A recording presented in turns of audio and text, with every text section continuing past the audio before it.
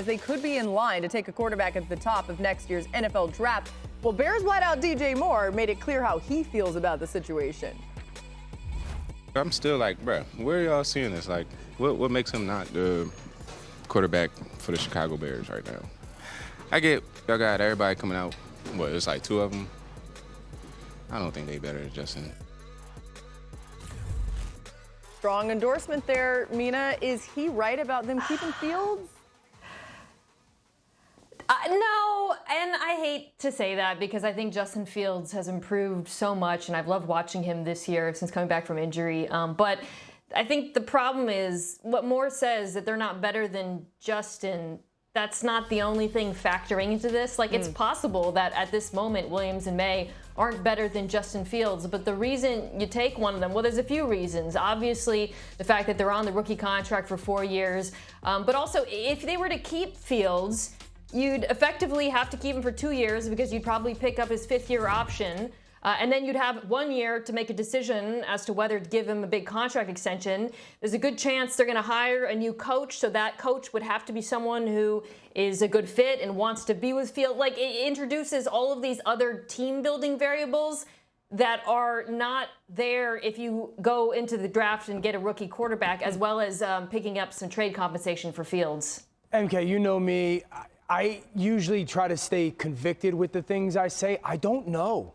I honestly don't know what's going to happen in Chicago, and I think this is going to get really interesting. So if you keep Justin Fields, you move on from C.J. Stroud, Bryce Young, Caleb Williams, and Drake Maye. If you get rid of Justin Fields, this is what you're getting rid of in a situation that has not been conducive to high-end quarterback play. In his last 17 starts, 1 full season, he's accounted for that. Total yards, touchdowns, interception, QBR, again, in a below average to bottom third situation when it comes to quarterback support. So, Dan, okay, I don't know. This is so hard, and we're going to talk about this a lot more in the lead up to the draft, obviously. But, you know, the question of Caleb Williams and Drake Maye, I know you like both of them.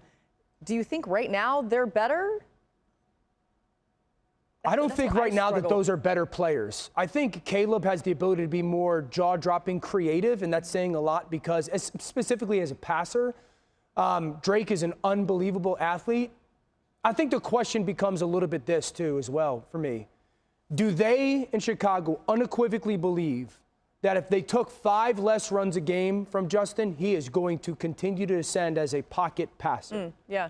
And then really fast, you mentioned some other quarterbacks there. You were saying, like, could they trade for somebody else? Chicago? Yeah. I don't know if they trade for anybody else, but what I'm saying, Laura, is if you keep Justin, you're passing on those 4 quarterbacks that were the 1-2 picks in subsequent drafts. I wanted to make sure everyone understands that. By the way, the deadline for the Bears to exercise their 5th-year option on Fields is May 2nd, and you see the draft order just don't know. right there. So the Bears right now, 82% chance that they have that first overall pick. Patriots going to be in a quarterback market. Maybe the Cardinals.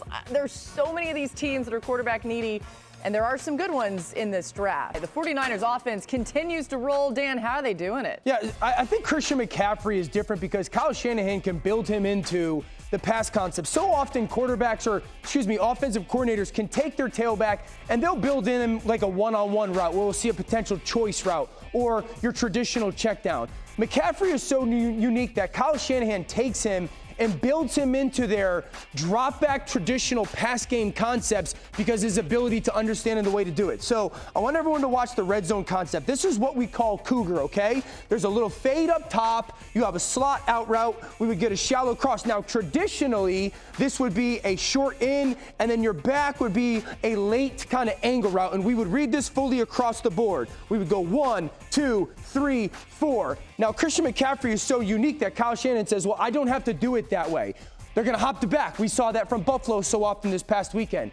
And they're going to take the same pass concept, but what he's going to do is a little different. Still the out route, and there goes Kittle, but instead of having Debo run that short in, he's going to take McCaffrey and run an angle route out of the backfield, and then Debo on the backside is going to run a whip route. Now, what happens is you create a ton of space in the matchup in the middle of the field, him versus that backer, because his ability to be a part of the progression. That's not a choice route, and that is not a check down. That is part of the progression. Only Christian McCaffrey is capable of doing that. Now, I wanted to show this back angle because a couple things to pay attention to. This is Kyle Juszczyk.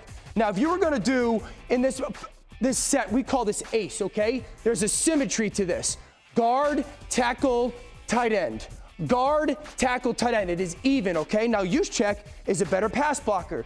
McCaffrey is a better pass catcher. Kyle is basically going to switch their roles. I want you guys to watch how Christian McCaffrey, this is called the B-gap insert. The B-gap is in between the guard and the tackle. He is specifically getting through that space to become part of the pass progression down the field as Kyle Juszczyk is going to stay in longer and become a part of the pass protection. No, this is not a broken play. This is by design for the San Francisco offense. Show it from the 22 angle to get a better understanding. What you're going to do is you clear out the coverage with Brandon Ayuk up top. Ayuk is going to run essentially a post route. When he runs the post route, those defenders get lifted. Remember, Juszczyk is now in pass protection longer. Usually if that was a tight end, he would be the person running the pass concept. McCaffrey goes into that B-gap insert because he doesn't want to get delayed or slowed down. Now what happens is once those defenders are lifted, McCaffrey becomes one-on-one with that defender, and he sets him and essentially runs a rail route down the field instead of having the tight end do it. Brock Purdy gets away from the pressure, and he becomes completely uncovered downfield.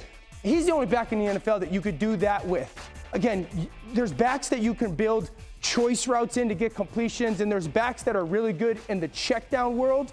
But Kyle Shanahan views Christian McCaffrey as a guy that I could build him into our traditional drop back pass concepts because he's so diverse and intelligent in how he goes about doing it. He's the only back in the NFL that can do it that way. Mina, it just makes me think about how indefensible this offense is. It's like they already have a great play caller, offensive coordinator. They already have all these pieces, but then you've also got CMC. What can't they do?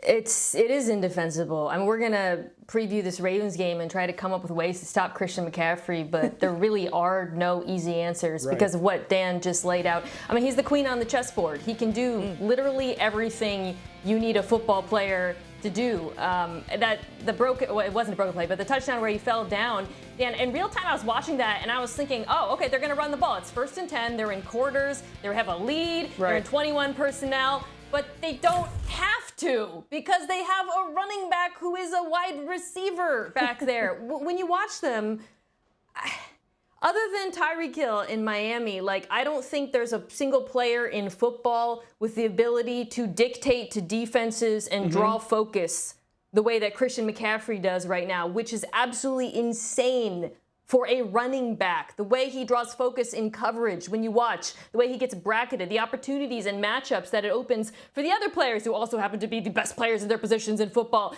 I've never, and I don't feel like I'm being dramatic or hyperbolic when I say I've never seen anything like that before. It's backed up by the numbers. We have never seen an offense like that before. I thought Kamara in New Orleans, I remember watching at his peak, you thought, oh my God, the option routes, the way he forces defenses to respond, it's unbelievable. This combined with the scheme is not something we've ever seen in football. Yeah, I really believe that. I think he even pushes Kyle Shanahan's boundaries with what play are we capable. I've never seen that play where he basically takes McCaffrey and Juszczyk and flips their roles. And Juszczyk becomes the longer blocking, help and protection check down, and then McCaffrey runs the route. It's a player that has taken an incredibly intelligent and innovative coach and forces his boundaries to be pushed with what is capable. I love thinking about Shanahan going to McCaffrey being like, hey, you want to try this? And McCaffrey I sure, can whatever do it. you want to do, I can can do pull anything. it off. Literally anything. Man, they are fun to watch.